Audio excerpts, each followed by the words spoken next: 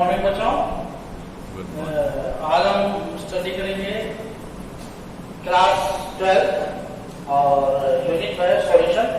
Solid state हमारा पूरा हो चुका है, तो उसके बाद हम सॉल्यूशन की बात करेंगे। और सॉल्यूशन कोई नया वर्ड नहीं है हमारे लिए, क्लास लोअर क्लास से ही सॉल्यूशन के बारे में हम जानना सुनना शुरू कर देते हैं। तो सबसे पहले आपको डिफाइन करना है कि सॉल्यूशन होता क्या है, कैसे बनता है, और कंपोनेंट्स क्या क्या हो सकते हैं, कैसा नेचर हो सकता है, हेट्रोजीनियस है, होमोजीनियस टाइप का है, सॉल्यूट डिसॉल्व कर सकता है कंप्लीटली, मींस उसमें मिक्सअप हो जाएगा या मिक्सअप नहीं होगा, ये सब चीजें डिस्कस करनी है। तो थोड़ा सा हम ब्रेक ले लें कि सॉल्यूशन है क्या। सॉल्यूशन जनरली किसको बोलते हैं? Solution is a mixture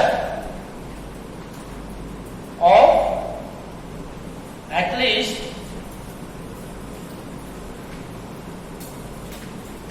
two components.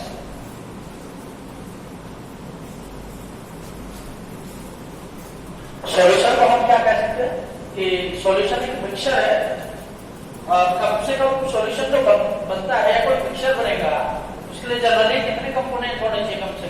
कम से कम क्या कंपोनेंट होना चाहिए? 2। अब मान लो 2 कंपोनेंट्स को आपने मिलाया, मान लो 2 कंपोनेंट्स को आपने मिलाया। हम 3 केस स्टडी करें, पहला केस, दूसरा केस, तीसरा केस। मान लो ए और बी आपके 2 कंपोनेंट, इन दोनों को आपने मिलाया। मिलने के बाद, मिक्सअप होने के बाद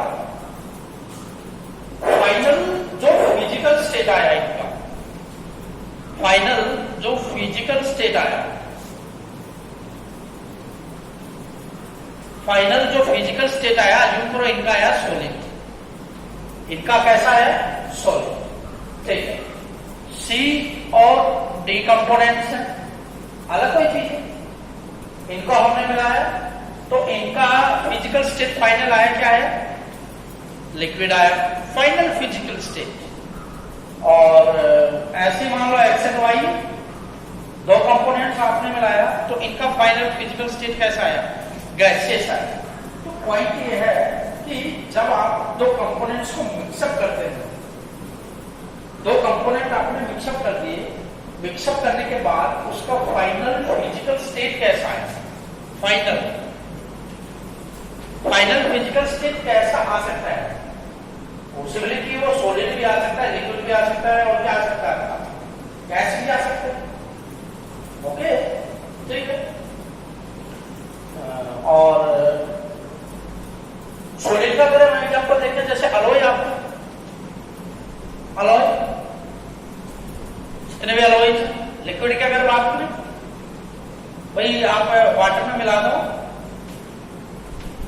NaCl मिला दो, वाटर में शुगर मिला दो, ये वाला हमने केस लेते। और gas, final physical state gas, जितने भी एरोसोल्स हैं, जितने भी क्या है एरोसोल्स, जितने भी एरोसोल, गैस में गैस मिलाना, गैस में लिक्विड मिला दिया, गैस में सॉलिड मिला दिया। जैसे स्मोक की हमारे बात करें, और फॉग,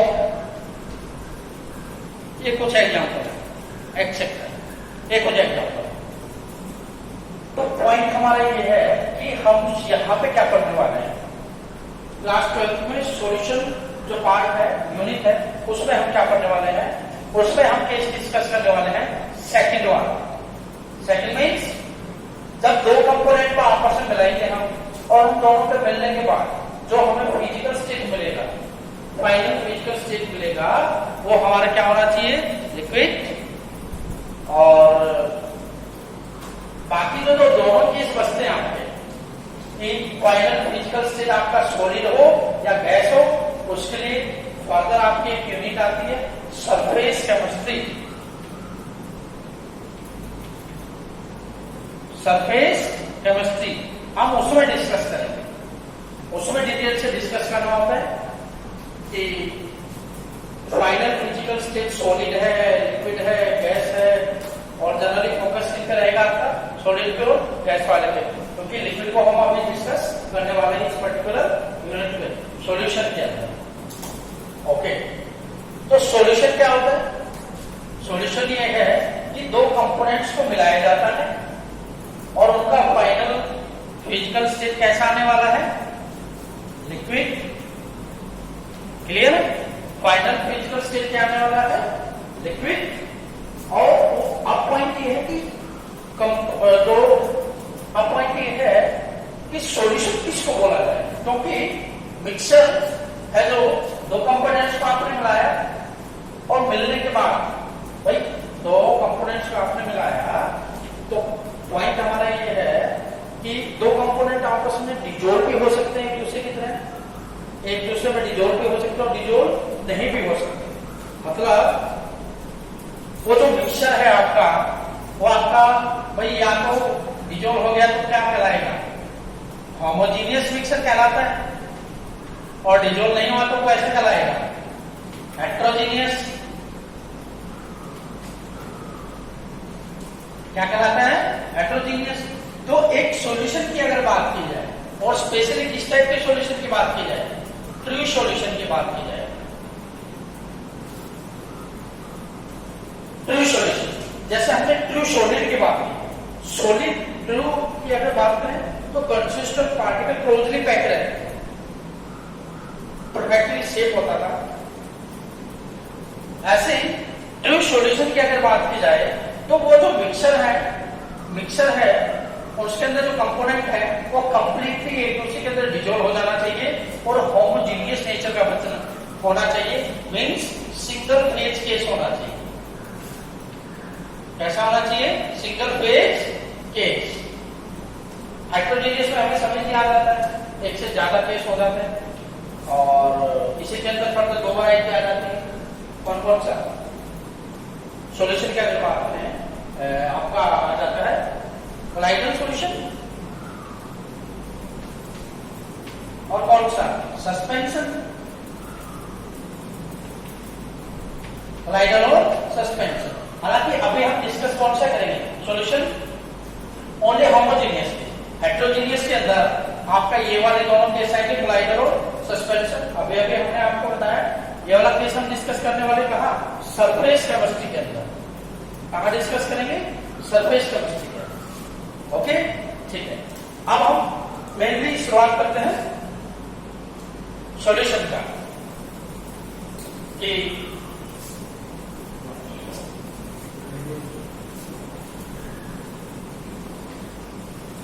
तो अभी अभी आपको बताया कि जो सॉल्यूशन है, सॉल्यूशन मिक्सचर है दो कंपोनेंट्स का, कम से कम दो कंपोनेंट्स का, और दो से ज्यादा कंपोनेंट हो सकते हैं। अगर दो कंपोनेंट है तो हम उसको बोलेंगे, अगर दो कंपोनेंट है, अगर दो कंपोनेंट्स हैं तो हम उसको बोलेंगे बाइनरी सॉल्यूशन। क्या कहलाएगा? Binary solution. अगर मान लो उस सॉल्यूशन के अंदर तीन कंपोनेंट है, मतलब वो सॉल्यूशन तीन कंपोनेंट से मिलकर बना है, तो टर्नरी कंपोनेंट बोला जाता है। चार कंपोनेंट से बना है तो क्वाटरनरी कंपोनेंट है, क्वाटरनरी सॉल्यूशन बोला जाता है। तो जनरली इस यूनिट के अंदर में बाइनरी सॉल्यूशन ही स्टडी करना। ओके, अब बाइनरी जो सॉल्यूशन है उसके अंदर दो कंपोनेंट होंगे। मान लो दो कंपोनेंट है हमारे पास, भाई किसी का अमाउंट ज्यादा भी हो सकता है और किसी का अमाउंट क्या हो सकता है? कम भी हो सकता है। तो जिसका अमाउंट कम रहेगा, लो अमाउंट भी हो सकता है, लो क्वांटिटी भी हो सकती है, और क्या आ सकती है? मोर क्वांटिटी भी हो सकती है, ज्यादा क्वांटिटी भी हो सकती है। लार्ज अमाउंट बोला जाए तो, और ये कैसे? स्मॉल अमाउंट में प्रेजेंट। तो जो लार्ज अमाउंट में जनरली प्रेजेंट रहता है हम उसको किसका नाम देते हैं? सॉल्वेंट। और जो स्मॉल में है उसको किसका दे देते हैं? सॉल्यूट। किसका? सॉल्यूट का। तो सॉल्यूशन है क्या? solution is a mixture of generally solute and solvent. Solute and solvent. अब इसी की ही अमाउंट को रिप्रेजेंट करने के लिए कि कितना अमाउंट सॉल्यूट का कितने अमाउंट सॉल्वेंट के अंदर डिसॉल्व है, या फिर कितना अमाउंट सॉल्यूट का कितने अमाउंट सॉल्यूशन के अंदर डिसॉल्व है, इसी को ही एक्सप्रेस करने के लिए एक टर्म यूज की जाती है. हम उसको बोलते हैं, क्या बोलते हैं? Concentration of solution. Concentration of solution. तो अभी हमारा जो टॉपिक चलेगा आगे वो हमारा है क्या, कि किसी भी सॉल्यूशन की कंसंट्रेशन को हम किस किस तरीके से एक्सप्रेस कर सकते हैं, कैसे एक्सप्रेस कर सकते हैं. तो कुछ ड्रम है, कुछ हमारे ड्रम्स है, उसको आपको समझना पड़ेगा. देख लीजिए, कंसंट्रेशन ऑफ सॉल्यूशन कैसे कैसे आप बता सकते हैं. सबसे पहला परसेंटेज बाय मास, उसके बाद परसेंटेज बाय वॉल्यूम, उसके बाद परसेंट मास बाय वॉल्यूम, उसके बाद मोलैरिटी, उसके बाद नॉर्मलिटी, उसके बाद मोलैलिटी, और उसके बाद मोल फ्रैक्शन, उसके बाद पीपीएम. ये कुछ टर्म है, बेसिक टर्म्स है जिसको हमें पढ़ना है. क्लियर? ठीक है. बारी बारी से हर एक टर्म्स को देखना है. न्यूमेरिकल सॉल्यूशन के अंदर जनरली पूछे जाते हैं. आगे जो हमारा पार्ट चलने वाला है वो इन्हीं कंसेप्ट पे चलेगा. मोल, जैसे इनका अगर रिप्रेजेंटेशन बताया जाए मैथमेटिकली, तो परसेंटेज बाय मास को कैसे किया जाता है? W बाई W परसेंट, इसको V बाई V परसेंट, इसको W बाई V परसेंट, इसको molarity capital M, normality capital M, molarity small m, mole fraction x, और पीपीएम का फुल फॉर्म होता है पार्ट्स पर मिलियन, मीन्स पीपीएम. मीन्स क्या? Ppm. Percentage by mass का मतलब क्या होगा, अब हम ये डिस्कस कर रहे हैं. परसेंटेज बाय मास का बारी बारी से हर एक टर्म्स को हमें देखना है. परसेंटेज बाय मास का मतलब क्या होता है? परसेंटेज बाय मास का मतलब है कि अमाउंट ऑफ सोल्यूट, और वो किसके अंदर? ग्राम के अंदर. Amount of solute dissolved in 100 gram of solution. 100 gram of solution. ये हमारा कहने का मतलब ये है. इसका मतलब क्या होता है? परसेंटेज बाय वॉल्यूम का मतलब क्या होता है? अमाउंट ऑफ सोल्यूट, और सोल्यूट ये किसके अंदर? ml के अंदर dissolved in 100 ml of solution. ये हमारा. ऐसे ही सबसे पहले हम तीनों को देखेंगे, उसके बाद जो फर्दर आगे आएंगे हम उसको डिस्कस करेंगे. उसके बाद क्या है? Percent mass by volume. तो इसका क्या है? अमाउंट ऑफ सॉल्यूट, ये किसके अंदर? ग्राम के अंदर. Amount of solute dissolved in 100 ml of solution. ये अमाउंट ऑफ इस सोल्यूट का कितना अमाउंट वो ग्राम के अंदर 100 ग्राम सॉल्यूशन के अंदर डिजोल्ड है। परसेंट बाय मास का मतलब क्या होता है कि दोनों सोल्यूट और सॉल्यूशन दोनों चीजें आपकी किसके अंदर ली जाएंगी, ग्राम के अंदर कंसीडर की जाएंगी।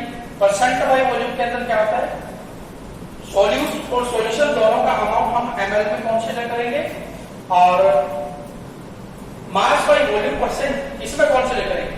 सॉल्यूट का जो अमाउंट होगा ग्राम के अंदर और सॉल्यूशन का जो होगा किसके अंदर, ml के अंदर। क्लियर, ठीक है। मैथमेटिकल फॉर्मूला अगर देखा जाए W/W% का क्या होगा, अमाउंट ऑफ सॉल्यूट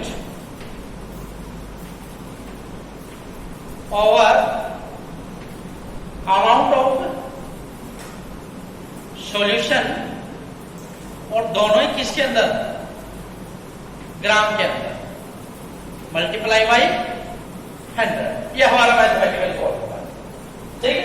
ऐसे ही V/V% अमाउंट ऑफ सॉल्यूट किसके अंदर, ml के अंदर, और अमाउंट ऑफ सॉल्यूशन इसके अंदर ml के अंदर, मल्टीप्लाई बाई क्या, 100। ऐसे ही मास बाय वॉल्यूम, ये आपको थोड़ा याद रखना पड़ेगा, ध्यान रखना पड़ेगा। क्या, W/वॉल्यूम%, अमाउंट ऑफ सॉल्यूट और अमाउंट ऑफ सॉल्यूशन। सॉल्यूट का अमाउंट किसके अंदर, ग्राम के अंदर, और इसका ml के अंदर, मल्टीप्लाई बाई 100। ये पॉइंट तीनों को केयरफुली देखिए। सोल्यूट सॉल्यूशन का अमाउंट दोनों किसके अंदर, ग्राम के अंदर। सोल्यूट सॉल्वेंट सॉल्यूशन दोनों का अमाउंट ml के अंदर। सोल्यूट सॉल्यूशन दोनों का अमाउंट, सोल्यूट का ग्राम के अंदर, सॉल्यूशन का किसके अंदर, ml के अंदर। ये आपको थोड़ा याद रखना है, ठीक है। अब इनका फिजिकल सिग्निफिकेंस क्या होता है वो आपको समझाने की कोशिश करना है, ठीक है। क्या चीज, मान लो आपके गिवन है 25% H2SO4 बाई मास। क्या है, 25% H2SO4 बाई मास, ठीक है। एक टर्म है आपके पास 10% NaOH बाई वॉल्यूम, ठीक है। और एक टर्म है आपके पास 15% nitric acid mass by volume, mass by volume. तीनों को थोड़ा ध्यान से देखना है, तीनों का मीनिंग क्या होता है। 25% H2SO4 बाई मास, इसका मतलब क्या है, इसका मीनिंग क्या है, इसका मीनिंग है कि 25% H2SO4 बाई मास, इसका मतलब है क्या, पॉइंट करो, अमाउंट ऑफ सोल्यूट इसके अंदर, ग्राम के अंदर, dissolved in 100 gram of solution.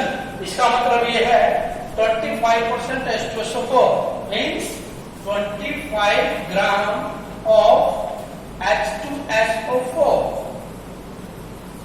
dissolved in 100 gram of solution, 100 gram of solution. इसका मतलब ये, ठीक है। इसका मतलब आप बताइए 10% NaOH बाई वॉल्यूम। वॉल्यूम का याद आके आपके माइंड में क्लिक कर गया, सोल्यूट और सॉल्यूशन दोनों किसी में हो गए, ml के अंदर। आप इजीली बता सकते हैं ना, बताइए 10% NaOH बाई वॉल्यूम का मतलब क्या होगा कि 10 ml of NaOH sodium hydroxide dissolved in 100 ml of solution, 100 ml of solution, clear है। 15% nitric acid mass by volume. इसका मतलब क्या है, जो चीज गिवन है ये आपके सोल्यूट को रिप्रेजेंट करती है। जो परसेंट आगे गिवन है वो उसके अमाउंट को। क्लियर? मास बाई वॉल्यूम, दोनों की चीज आपको पता है ना। मास बाई वॉल्यूम का मतलब क्या है? सोल्यूट तो मास के अंदर, सोल्यूट ग्राम के अंदर, और जो सॉल्यूशन का अमाउंट हो किसके अंदर लेना है? ml के अंदर। क्या लिखेंगे इसको? 15% HNO3 मास बाई वॉल्यूम। इसका मतलब क्या है बताइए? 15 ग्राम नाइट्रिक एसिड डिजोल्ड इन, इसके अंदर dissolved in 100 ml of solution, 100 ml of solution. अब पॉइंट ये है, लास्ट पॉइंट है इस केस में, क्या आपको 25% एस्ट्रोसोफोर बाय मास इसके अंदर सोल्यूट की क्वांटिटी बता सकते, सोलवेंट की क्वांटिटी बता सकते हैं कि सोलवेंट कितना है इसके अंदर? तो बस 100 ग्राम का तो सॉल्यूशन है, उसके अंदर 25 ग्राम एस्ट्रोसोफोर है, तो सोलवेंट कितना बचा? सोलवेंट कितना बचा? 75 ग्राम। क्लियर है? ठीक है। इसके अंदर 10% NaOH बाई वॉल्यूम का मतलब क्या था? क्या था बोलो? इसका मतलब था 10 ml of NaOH dissolved in 100 ml of solution. मतलब सॉल्यूशन आपका 100 ml था, जिसके अंदर 10 ml आपका क्या है? NaOH solute. तो सोलवेंट कितना बचा बोलो? 90 ml। क्लियर? और 15% HNO3 मास बाई वॉल्यूम का मतलब क्या है? 15 ग्राम HNO3 dissolved in 100 ml of solution. Solvent का अमाउंट बताइए, सॉल्वेंट कितना है? सॉल्वेंट आप कैलकुलेट कर ही नहीं सकते, सॉल्वेंट की अमाउंट आप कैलकुलेट नहीं कर सकते। तो मास बाई वॉल्यूम में यही प्रॉब्लम है। बाकी इन दोनों में आप सॉल्वेंट का अमाउंट भी निकाल सकते हैं। परसेंट बाई मास में तो सॉल्वेंट का अमाउंट ग्राम के अंदर आएगा, और इसके अंदर सॉल्वेंट का अमाउंट किसके अंदर आएगा? इसके अंदर आएगा ml के अंदर।